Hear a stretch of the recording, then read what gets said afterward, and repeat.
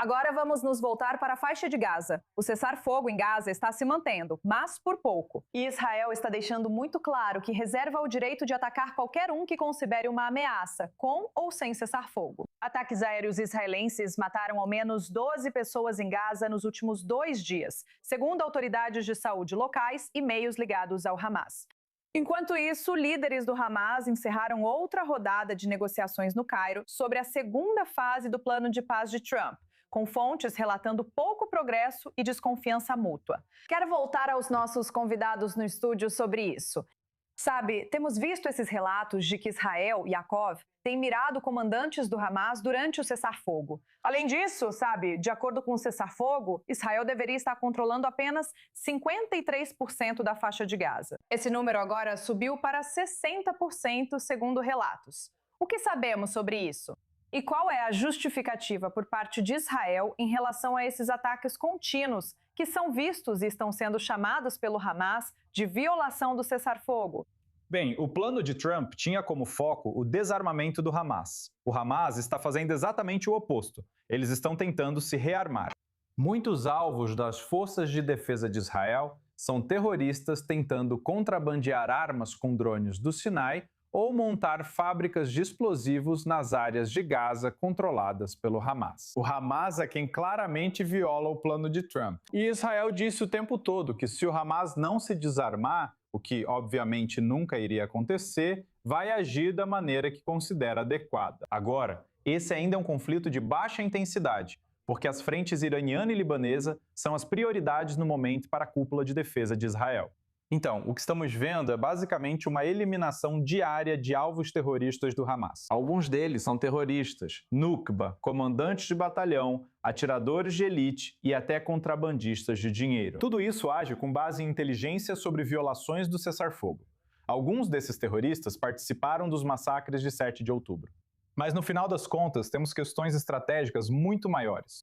Há um projeto no sul de Gaza neste momento que basicamente visa criar uma zona piloto onde haveria uma alternativa para os civis de Gaza se mudarem, para caravanas ali. Ainda não chegamos lá. A ideia é que haveria uma tentação de começar a retirar os civis de Gaza da área controlada pelo Hamas. Esse seria o direcionamento geral? Ou o que muitos nas FDI querem fazer é realmente terminar a guerra, o que significa entrar no restante da faixa de Gaza, que é, você sabe, as partes centrais de Gaza e a cidade de Gaza, eliminando o controle do Hamas e depois transferindo para algum tipo de autoridade. Vai ser uma coisa ou outra, mas não veremos isso de um dia para o outro, pois as outras duas frentes ainda têm mais importância para os recursos de Israel. Certo. Então, Dan, só quero passar rapidamente para você. Obviamente, o Hamas se recusa a se desarmar, sem surpresa. Israel se recusa a cooperar totalmente com o plano do pós-guerra. E essas conversas no Cairo não estão levando a lugar nenhum. O plano de paz de Trump para Gaza é de fato um plano ou apenas discurso por enquanto? Eu realmente não sei. Trump afirmou que o Hamas aceitou se desarmar e aprovou seu plano, que tinha isso como ponto principal para Israel. Nunca ouvi o Hamas concordar com isso. Como Yaakov disse, não surpreende que estejam tentando evitar essa condição e se rearmando. Muito depende do que faremos a seguir. Eu estava esperando que algo fosse feito, mas os americanos, já faz uns 7 meses, talvez 8, não fizeram nada a respeito. E, obviamente, eles têm estado distraídos com a questão do Irã e tudo mais. Olha, quero dizer algo sobre essa questão da operação de hoje. Sim, o Hamas não se desarmou. Isso é terrível. Sim, seria ótimo, não só, você sabe, abater membros do Hamas tentando contrabandear armas, mas também criar um plano em que talvez a população possa sair da área controlada pelo Hamas. Israel conclui o trabalho em áreas sem civis, mesmo que o Hamas tentasse impedir. Pelo menos, isso seria um plano. Mas veja o que não é um plano. Acredito que Israel matou cerca de 1.000 civis desde o início do acordo. Isso não é um plano. Eu venho argumentando há anos que a ideia de evitar vítimas civis em Gaza não é apenas um imperativo moral e um imperativo judaico. É politicamente e geopoliticamente inteligente. E todos esses caras durões nesses estúdios de TV me chamam de ingênuo, porque dizem que não há alternativa, que na verdade é uma boa proporção e todas essas outras besteiras. porque agora todos estão irritados com algo mais estratégico para Israel do que eliminar o Hamas. O apoio dos Estados Unidos a Israel está seriamente em risco. Isso está ligado não só às campanhas de propaganda injustas contra Israel, mas também ao fato de Israel ter matado dezenas de milhares de civis sem pedir desculpas. Então, o que está acontecendo hoje é que o exército não respondeu. A explicação mais sensata que eu vi para por que vários moradores de Gaza foram mortos hoje veio de Yaakov Lapin, da E24 News English. O exército não esclarece suas ações. Isso é uma loucura. Certo. Isso é uma falha colossal da diplomacia pública. Se falo de diplomacia, o governo deveria explicar o que está mandando o exército fazer, pois isso está causando dano imensurável a Israel. Não só a maioria dos congressistas republicanos, eu acredito, votou contra Israel hoje para marcar posição no Congresso, mas também estamos ouvindo murmúrios semelhantes contra Israel no Partido Republicano. Pesquisas indicam que nos Estados Unidos, a maioria das pessoas com menos de 50 anos já não apoia Israel e apoia mais os palestinos. Hamas ou não Hamas, isso quase não importa. Isso é uma catástrofe. Quando os civis são mortos em Gaza, os israelenses, mesmo que alguns não se importem, e acho que a maioria se importa, provavelmente se importam com a possibilidade de Israel perder o apoio dos Estados Unidos, pois isso seria uma catástrofe estratégica, até pior do que o Hamas continuar no poder em Gaza, o que é ruim. Acho que o que você disse já foi repetido por vários jornalistas no mundo. O pedido por uma explicação clara do exército israelense sobre o que ocorre. Às vezes penso que jornalistas deveriam governar. Não sei sobre isso. Agora, vamos falar sobre o Marrocos. Agradeço muito a vocês duas por participarem conosco neste estúdio. O Marrocos acabou de assinar um acordo para integrar a Força Internacional de Estabilização para Gaza, caso ela realmente se concretize. Lembre-se que o Marrocos faz parte dos Acordos de Abraão e normalizou relações com Israel em 2020. É um Estado árabe com fortes laços com a causa palestina e o rei que lidera o Comitê de Jerusalém da Organização para a Cooperação Islâmica. Ao se comprometer a estabilizar Gaza com militares, policiais e hospital de campanha, o Marrocos se posiciona no centro da arquitetura do pós-guerra que está tomando forma no terreno. Agora se junta a nós Annette Levy, especialista em relações Israel-Marrocos e ex-integrante da missão israelense no Marrocos. Annette, o Marrocos está dando um passo à frente ou apenas se envolvendo em algo complicado? Sim, na verdade eu acho que é um pouco dos dois, porque assumir uma posição de liderança às vezes envolve correr riscos.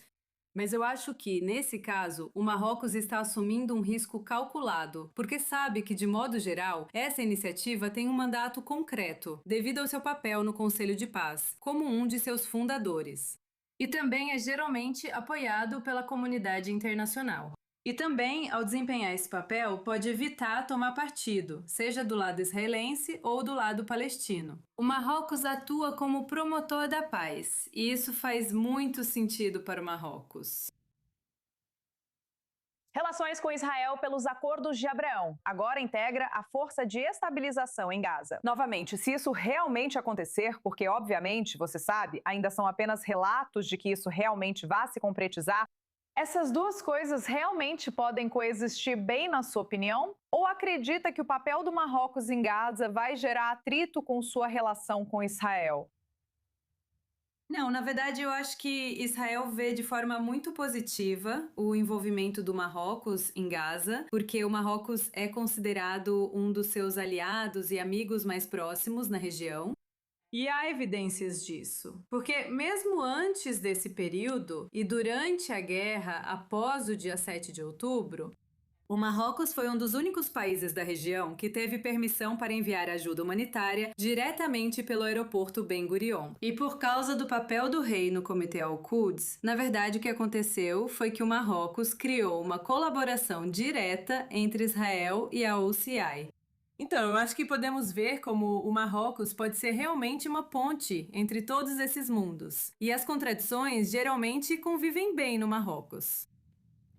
A mobilização pelo Marrocos de oficiais militares, policiais e um hospital de campanha. Isso mostra um compromisso real, não é apenas simbólico. O que o rei está ganhando com isso? E até que ponto isso tem a ver com as ambições regionais do Marrocos, em comparação, obviamente, com a preocupação humanitária? Sim, eu acho que, de modo geral, as ambições regionais do Marrocos estão mais focadas na África e no Oceano Atlântico, na região do Sahel, do que no Oriente Médio. E vimos o Marrocos recuando nesta região na última década. Mas eu acho que há um interesse renovado, dadas as mudanças na Síria e no Líbano, a troca de regimes, e eu acho que o Marrocos está entrando em um novo capítulo nesse sentido. E eu acho que também existe uma política no Marrocos chamada neutralidade construtiva, que já vimos o Marrocos adotar antes. E isso significa que o Marrocos não é passivo em sua neutralidade, mas usa uma abordagem mais dinâmica para manter relações com todas as partes envolvidas, a fim de também preservar seus próprios interesses. E por fim, falando internamente, a questão palestina é algo que está profundamente enraizado no coração do povo marroquino. E eu acho que há um verdadeiro senso de responsabilidade aqui, também levando em consideração questões internas no Marrocos, as próximas eleições e outros fatores que entram nesse contexto. E sim, de modo geral. Certo, Anete, gostaria de te agradecer muito por estar conosco. Foi realmente fascinante ouvir a sua opinião. Obrigada.